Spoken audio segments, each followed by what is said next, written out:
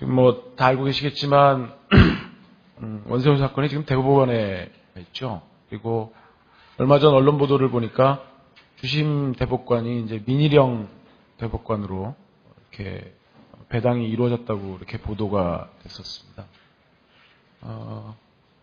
특별히 뭐 이분이 이제 많이 알려진 것은 아니지만 예전에 자유선진당 의원하셨던 박선영 전 의원님의 남편이시라는 거고, 또 법원에 계시면서 민사판례연구에 소속이셨다고 해서 보수적인 것 아닌가 하는 것 이외에는 잘 알려지지 않았는데, 아마 법리만 놓고 판단을 하신다면 항소심 판결이 파기되거나 하는 일은 없을 것이라고 저는 좀 조심스럽게 생각을 하고 있습니다. 어쨌건 정치적으로도 우리 헌정사의 근간을 흔들었던 사건이고, 또 법리적으로도 공직선거법상의 선거운동에 해당하느냐 하는 문제, 그리고 제 발제문에도 담았습니다만은 과연 전문법칙에 있어서 증거 능력을 또 인정할 거냐 하는 부분에 있어서 매우 중요한 논점들을 담고 있기 때문에 이 사건에 대해서 저희들이 계속 관심을 갖고 대법원에서 법리적으로든 정치적으로든 올바른 판결이 나오게끔 저희들이 지적하고 감시하고 이런 활동들은 매우 중요하다고 생각을 합니다. 제 발제문을 중심으로 해서 말씀을 좀 드려보겠습니다. 개요라든지 공소사실 요지, 그다음에 재판의 경과 이런 부분들은 다 잘 알고 계실 것이기 때문에 제가 다시 반복하지는 않겠습니다. 다만 하나만 좀 지적하고 넘어갈 것은, 원세훈이 지금 현재 구속 중인데 지난 3월 16일 날 보석 신청을 했습니다. 대법원에. 제가 재판 실무를 하면서 대법원에서 보석 신청을 했다는 얘기는 잘 듣지 못했습니다. 이게 뭘 함의할까? 그 함의가 뭘까? 저는 이것이 원세훈의 대법원에 대한 일종의 협박이 아닌가 이런 생각을 좀 해봅니다. 이게 뭐냐면 구속사건은 법적으로 정해진 시한 내에 판결을 해야 되는 그런 것이 있죠. 그런데 불구속사건은 그런 제한이 없습니다. 그래서 형사사건의 경우에 불구속사건 같은 경우에는 뭐 1년 넘게도 시간을 끌고 그래 왔었죠. 근데 이제 구속사건은 접수받은 날로부터 4개월, 또 구속기간 갱신을 하면 아마 6개월 내에, 수치가 정확한지는 모르겠습니다만 재판을 해야 되는 부담이 있습니다. 그래서 저는 이것이 원세훈 쪽이 대법원에 보석을 신청해서 조금 뭐 거칠게 말씀을 드리자면, 너네 이 재판하는 거 부담스럽지 않냐, 불구속으로 풀어주고 나중에 좀 천천히 정치 상황 봐서 판단해 보라, 라는 그런 정도의 메시지가 아닐까 하는 그런 생각이 좀 들었습니다. 그래서 굉장히 좀 느낌이 좋지 않았는데, 어쨌든 과연 대법원이 이런 보석 신청에 대해서 과연 어떻게 판단할지도 향후에 이 사건에 대한 대법원 담당 재판부의 어떤 그런 의지라든지 심중에 대한 하나의 관전 포인트가 아닐까, 그런 생각을 좀 해봅니다. 발제문 3쪽의 1심, 2심 판결의 공통점과 차이점을 표로 좀 정리를 해보았습니다. 지금 대개 판결문을 보면 본안에 관한 판단과 증거에 관한 판단 두 가지로 이렇게 크게 나눠볼 수 있고, 본안에 관한 판단을 보면 국정원법 위반, 그리고 공직선거법 위반, 그리고 양형에 관한 판단들이 있었죠. 가장 큰 차이는 공직선거법에 대한 판단 자체가 1심과 2심이 달랐다는 거고, 양형에 있어서는 원세훈을 법정 구속했다는 점이 차이가 있을 것 같고요. 지금 증거에 대한 판단에서는 뭐 다른 세부적인 차이점들이 많습니다만은, 국정원 직원인 김기동의 이메일에 첨부되어 있던 파일 2개, 425 진원 파일과 시큐리티 파일의 증거 능력을 인정할 거냐에 있어서 판단을 좀 달리했습니다. 굉장히 중요한 논점인데 다소 조금 법률적으로 전문적인 부분이어서 이 부분에 대해서는 개략적으로 좀 나중에 말씀을 드리겠습니다. 결국은 우리 형사소송법에는 전문법칙이라는 게 있어서 법관이 면전에서 직접 그 진술을 청취하면서 그 불이익을 받는 피고인으로부터 탄핵의 절차를 거치지 않는 증거는 원칙적으로 증거 능력을 인정하지 않습니다. 그렇기 때문에 이런 전문 진술이라든지 전문 서류는 그걸 작성했거나 원래 진술을 한 사람이 법정에 나와서 이거 내가 했습니다라고 말하면서 변호인 측으로부터, 피고인 측으로부터 반드시 비판적 검토를 거쳐야만 증거 능력을 부여하도록 되어 있는데, 그런 전문 증거라고 하더라도 굉장히 신빙성이 높다.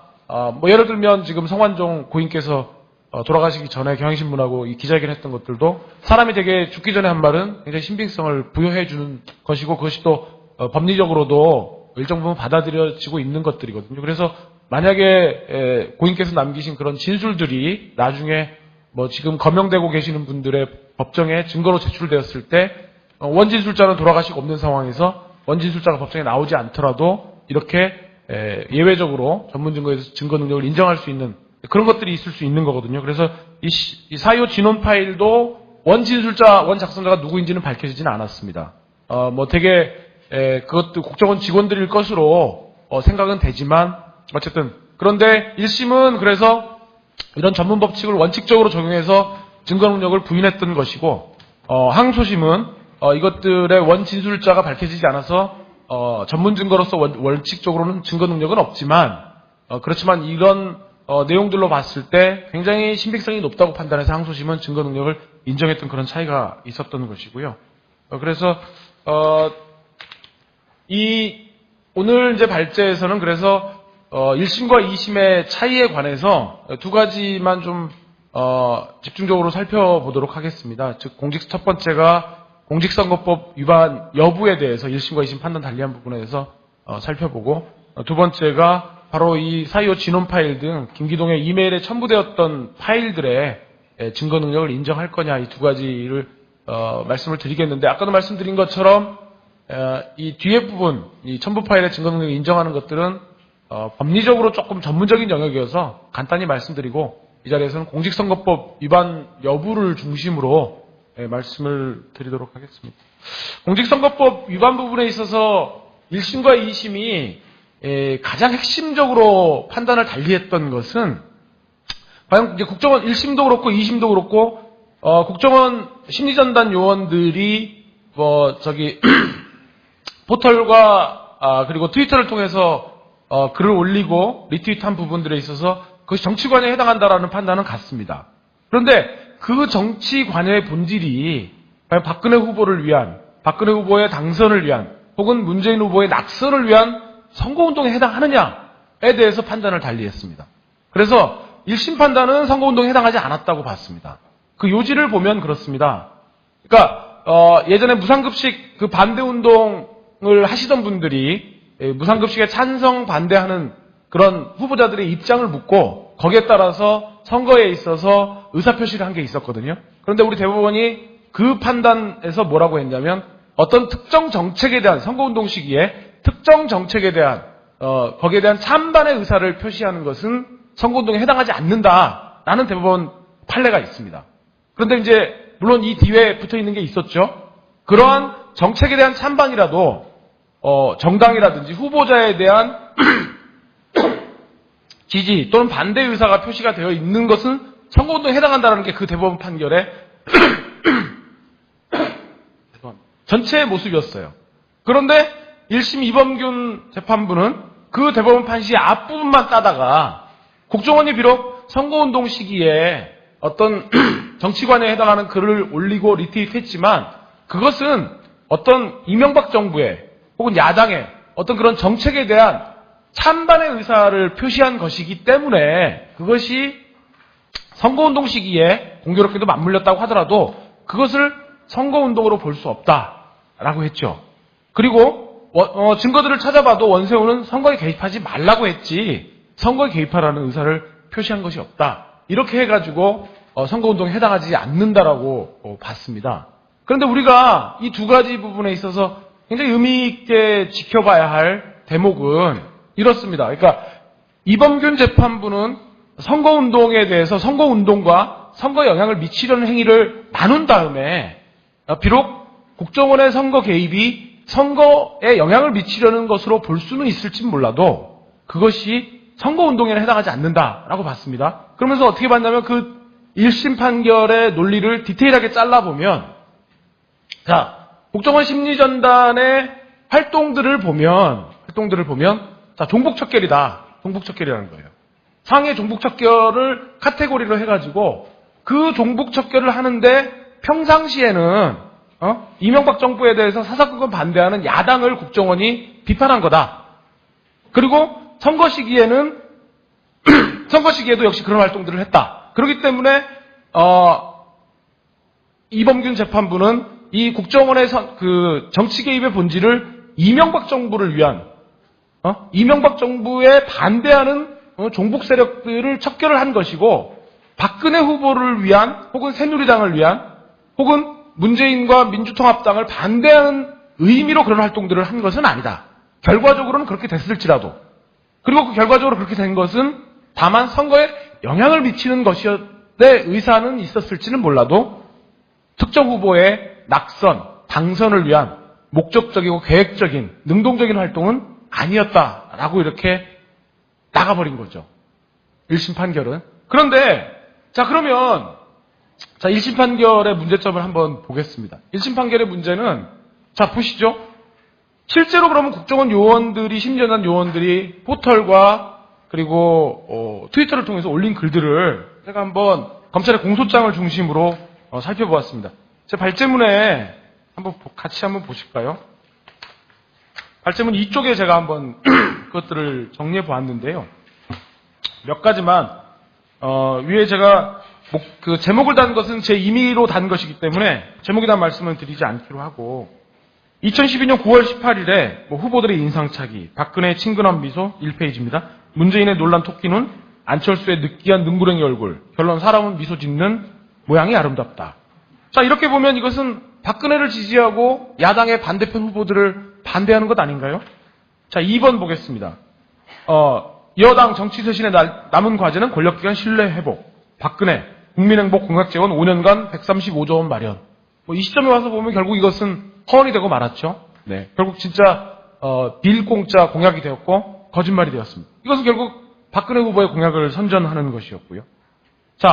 문재인, 김대중 노무현 죽음이 MB 탓? 노안의 김대중과 수백억 뇌물 혐의로 자살한 뇌물현의 죽음이 나라님 탓인가? 이런 취지의 트위터들을 보면 그것은 야당을 원색적으로 비난하는 것이죠. 노무현이 괜히 자살한 게 아니다. 이런 자를 등에 업고 대선 후보로 나온 문재인은 참 뻔뻔하다. 야당 후보 비난형을 보면 굉장히 노골적이고 너무나도 원색적이어서 차마 입에 담기조차 어려운 그런 표현들이 마구마구 등장하고 있습니다. 이런 실제로 국정원의 심지전단 요원들이 이렇게 사이버상에서 올린 이런 글의 표현들을 봤을 때 과연 이것을 단순히 선거에 영향을 미치려는 이명박 정부를 반대하는 그런 야당 세력을 비판하는 정치활동으로 국한시켜서 볼 것인가?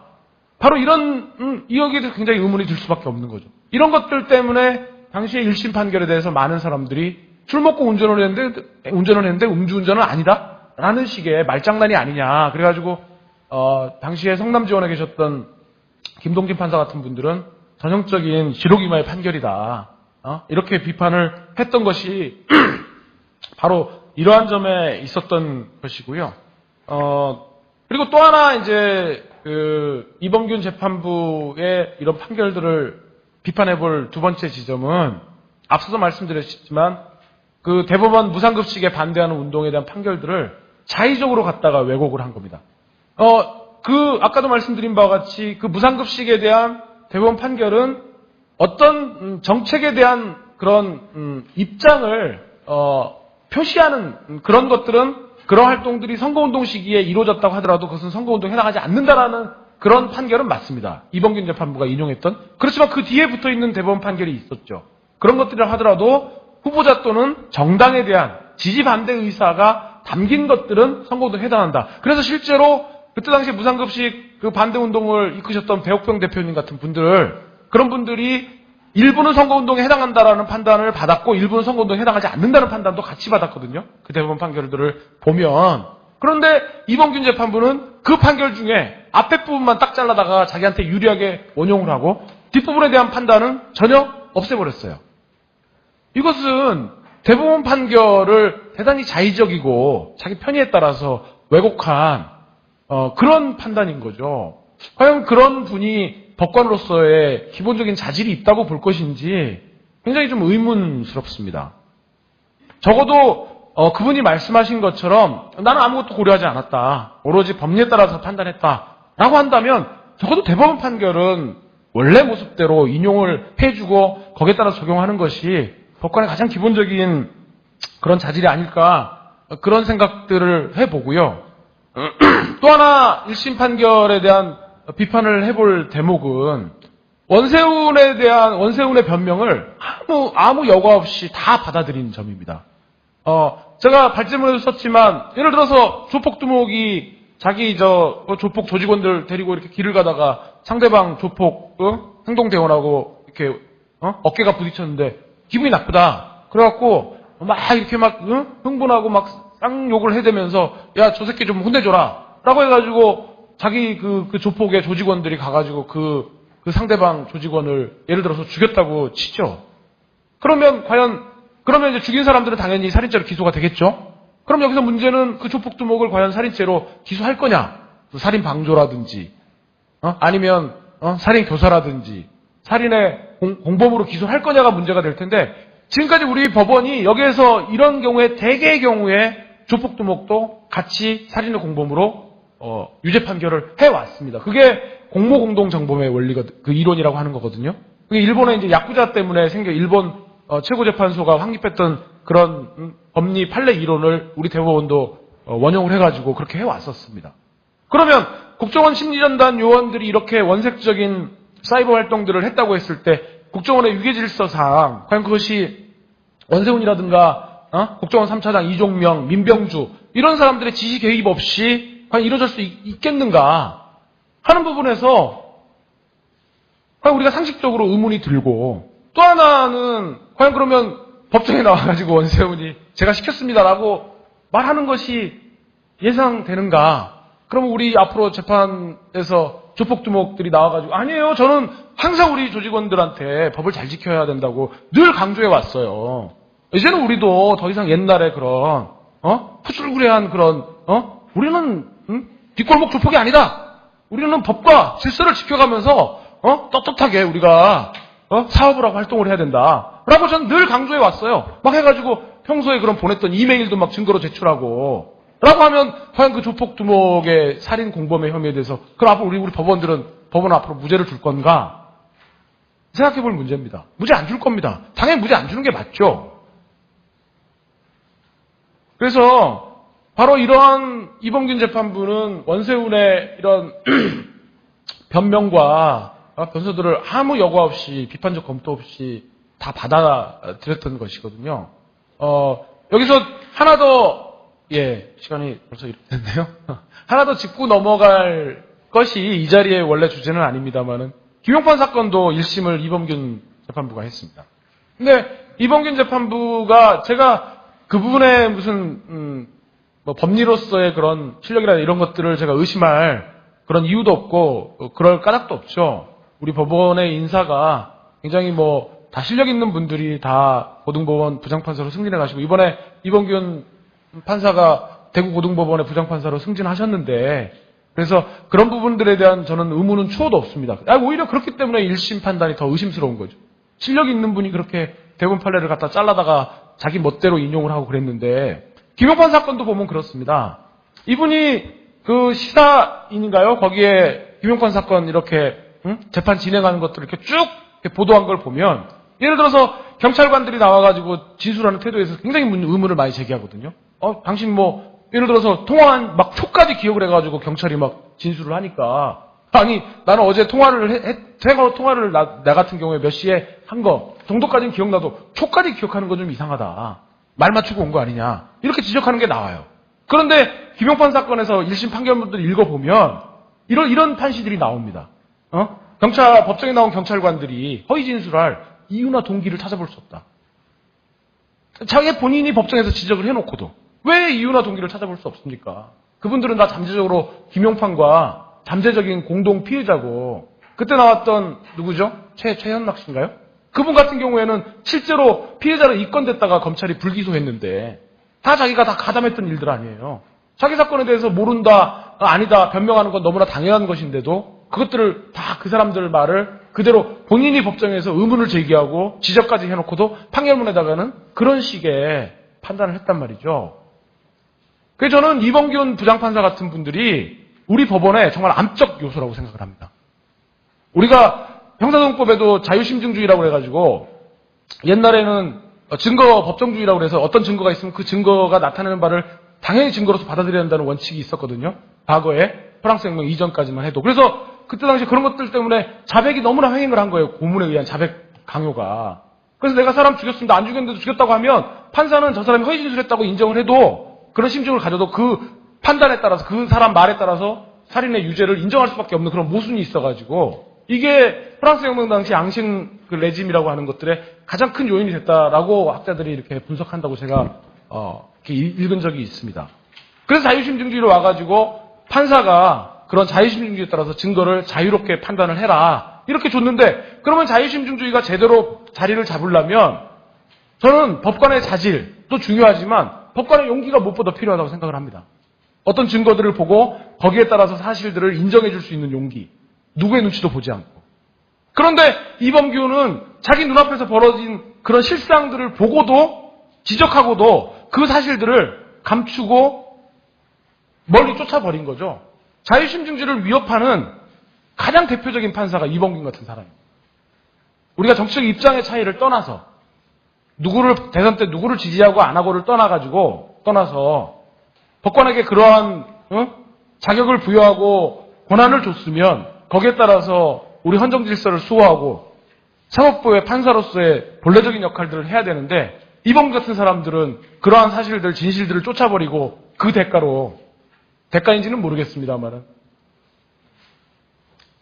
그래서 이번 항소심은 바로 이러한 1심 판결들의 문제들을 정말 우리 김상환 부장판사님께서 정치를 어떤 입장을 갖고 있는지 저는 전혀 모릅니다.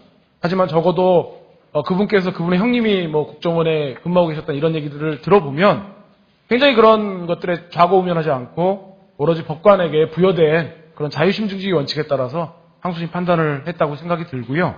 예, 그래서 공직선거법 위반 부분에 있어서는 항소심에서 판단한 바에 따라서 목적적, 능동적, 계획적인 그런 행위들이었다고 판단한 것은 정말 타당하고 그리고 이러한 범죄에 따라서 판단을 한 것이기 때문에 저는 이 부분이 항소심 가서도 뒤집히지 않을 것으로 그렇게 생각을 합니다. 이제 두 번째 논점으로 가서 김기동의 이메일에 첨부되었던 그 파일들의 증거 능력을 인정할 거냐 하는 부분에 있어서는 저는 이제 사실 지금 1심보다도 항소심이 국정원의 심리전단의 정치 개입과 대선 개입, 선거 개입을 인정한 그 숫자가 늘어났거든요. 숫자가 늘어난 건 사실은 이 파일에 대한 증거 능력을 인정했기 때문입니다. 사실은 이 파일에서 나온 이 파일의 내용들을 증거로 채택함에 따라서 검찰이 공소 제기했던 그런 표현들의 숫자를 더 유죄의 숫자를 늘렸던 것이 있었기 때문에 있었던데 이 부분에 있어서는 글쎄요 315조라고 해가지고 특히 이제 예를 들어서 업무일지 같은 거 범죄와 무관하게 작성했던 통상적인 업무일지라든지 이런 것들에 대해서 이제 증거 능력을 우리 대법원이 이제 인정을 했고 그러한 315조에 관련된 판례들도 다 꼼꼼하게 다 찾아가지고 판결문에 이렇게 항소심에서 적시를 해놨는데 만약에 대법원이 이 사건에 대해서 어떤 뭔가 미리 예단을 세워놓고 판단한다면 어떤 그런 판단들을 항소심 판단을 바꿔나갈 수 있는 아마 출발점은 315조의 적용 여부가 되지 않을까 하는 생각도 있습니다. 그래서 과연 이 315조의 적용 여부에 대해서 그동안에 우리 대법원이 어떤 확고한 원칙을 세웠다기보다는 그때그때 케이스에 따라서 판단을 해온 경향들이 있는데 그래서 이 부분이 사실 조금 우려도 들고 그렇지만 적어도 국정원 요원들이 그렇게 업무상으로 주고받았던 이메일들 이런 것들은 이제 과거에 대법원 여기 판결문에도 판시를 해놓은 게 있는데 예전에 군산 그 윤락과 화재 사건에 있어서 포주가 작성해놨던 그런 것들에 대해서도 315조를 이유로 증거 능력을 인정한 사례도 있거든요. 그런 것이어서 법리적으로만 놓고 봤을 때 항소심 판단이 저는 타당하다고 생각을 합니다. 하지만 대법원이 이것들을 이유로 예전에 그런 조금 뭐랄까 파기를 위한 뭔가의 논리들을 세운다면 바로 이 부분이 이제 굉장히 걱정스러운 것이 예를 들면 통상임금 사건 같은 경우에 대법원이 보였던 게 그거잖아요. 통상임금을 배제하기로 하는 당사자 간의 약정은 근로기준법의 강행규정에 위반되나 시인 측에 비추어 보면 그런 것도 이제 받아들일 수 있다라는 식의 글쎄요 저로서는 그 법리가 조금 이해가 안 되고 또 그리고 최근에 과거사 사건에서 보여주고 있는 대법원의 판단들을 보면 예를 들어서 유신헌법은 위헌이나 그 유신헌법에 따라서 당시에 직무를 수행했던 그런 경찰관들의 행위 자체를 위법하다고 볼 수는 없다. 유신헌법은 박정희 대통령의 정치적인 선언에 불과한 것이고 그 유신헌법이 위헌이라고 해가지고 그때 당시에 불법 구금하고 이랬던 것들의 위법성을 인정할 근거는 안 된다라는 식의 이런 제가 표현이 좀 지나칠지는 모르겠지만 저는 이것은 말장난이라고 생각을 합니다. 그런 식의 논리라면 일제시대 때 일제 법률에 따라서 그때 당시에 고등계 형사들이 독립운동 지사들을 잡아다 고문하고 또 판사들이 거기서 유죄 판결했던 것은 그럼 그 사람들의 행위는 적법한 것인가요? 그래서 이런 대법원의 최근에 이런 흐름과 경향들을 봤을 때 315조를 가지고 정말 말장난을 시도하면서 이 판결들의 항소심 판결들을 뒤집지는 않을지에 대한 우려들이 있는데 바로 그런 점에 있어서도 저희들이 그러한 부분들을 계속 감시하고 지적하고 비판하는 작업들 그래서 이런 활동들을 계속해야 되는 이유가 저는 바로 거기에 있다고 생각을 합니다. 조금 시간이 좀 많이 지났는데요. 저의 발제는 여기서 마치도록 하겠습니다.